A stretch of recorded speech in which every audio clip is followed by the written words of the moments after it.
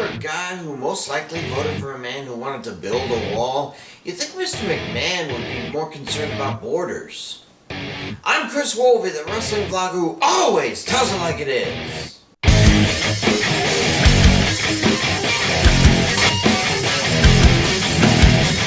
In the early days of the Royal Rumble, they would announce all the participants ahead of time so that we could all make predictions on who would win, who would turn on their partner, etc.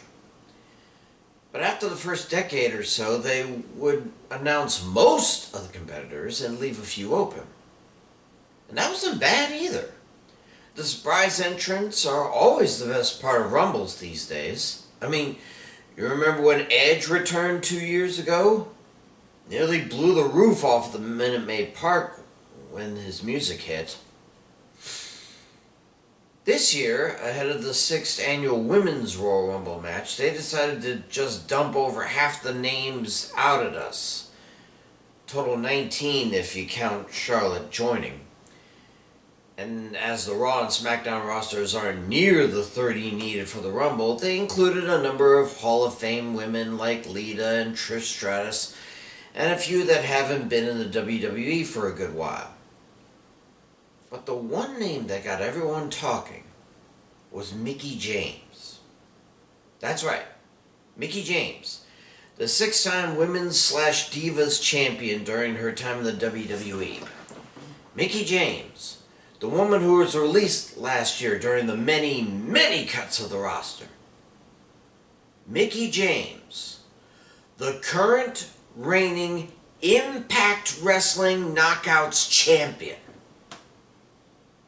For those not in the know, Impact was WWE's biggest rival in the mid to late 2000s after WCW and ECW were bought up by WWE. Back then it was known as Total Nonstop Action, or TNA wrestling. And they held weekly pay-per-views in lieu of not having a weekly cable show like Raw. When it did get such a show, they managed to grab WWE veterans like Kurt Angle and Booker T to their roster, and they even made Mick Foley the man in charge. It was Mick who got them to return to a squared circle away from the 6-sided ring they had to distinguish themselves. Mick even had them change their name from TNT to Impact.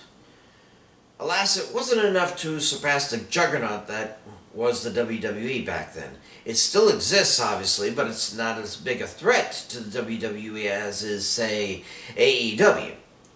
By the way, AEW just released one of its founders, so maybe we'll see him in the Rumble? But the point is that Impact Wrestling still exists. And if the WWE was like it ever was since leaving the NWA and the name Capital Wrestling behind, that means that Impact Wrestling does not exist to Mr. McMahon. Or, at the very least, no mention of Impact can be made on a WWE program as to its existence. If it's not a developmental property of the WWE, no member of the WWE Universe should hear anything about it. Well, obviously, things have changed. With other promotions having crossover events and even exchanging titles on a quasi-regular basis, it was getting harder and harder for the WWE to remain the island that it has been for about 60 years or so.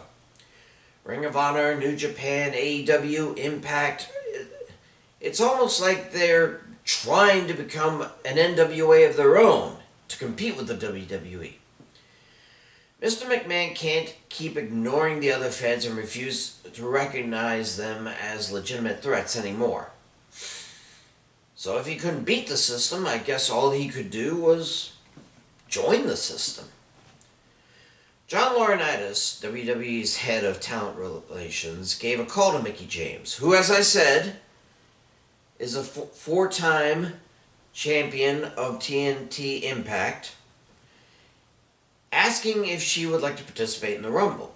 Naturally, James was a bit perplexed and asked her if being a champion in a rival fed, though not a strong rival, would be an issue for Mr. McMahon.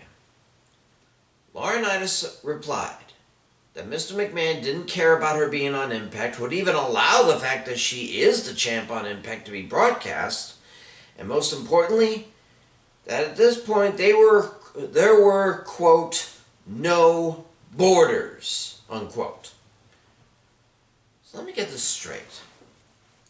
For decades, Vince McMahon has been refusing to acknowledge the existence of any federation that is not associated with WWE.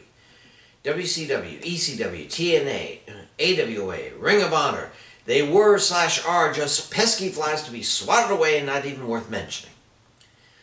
Now as the world wraps up its second year in the grips of COVID-19, he's suddenly open to showing off talent from these so-called flies? The other feds are jumping off a bridge with these crossovers, and so Mr. McMahon decided to take the leap as well? Now, I'm not sure if anti-monopoly laws apply to sports entertainment entertainment as a whole, most likely. Sports, definitely not. Or we wouldn't have an XFL every 20 years. But could this be the first bold step to a new mega-fed to replace the NWA? Is this step one to a polybius of federations and international wrestling alliance, where titles from all countries get defended on everyone else's company? Will WrestleMania in the future be a week-long event in venues across the nation and around the world with 32 titles on the line? Okay, maybe I'm getting ahead of myself. This isn't a nuclear disarmament agreement here. There are rumors that WWE and AEW are working together for something in the future, but for all we know, that could be just a one-time event. I doubt Brock Lesnar will be going after Adam Page in the AEW title, or that The Shield will reunite to take on the former Undisputed Era, or that Britt Baker and Mandy Rose will fight title for title. If this rumor is even true, though, it would be a very interesting event, to say the least. When I was younger, and not understanding the business behind pro wrestling, I thought that maybe one day, the then WWF, AWA, and NWA titles could be worn by one man. But later I learned this is why you didn't see salaried Atari employees working on games for the ColecoVision. But now, with the world impacted, no pun intended, by a deadly virus and practically all sports entertainment companies fighting to stay afloat, maybe Mr. McMahon thought the best way to ensure WWE then, now, forever is with the added word to that slogan, together.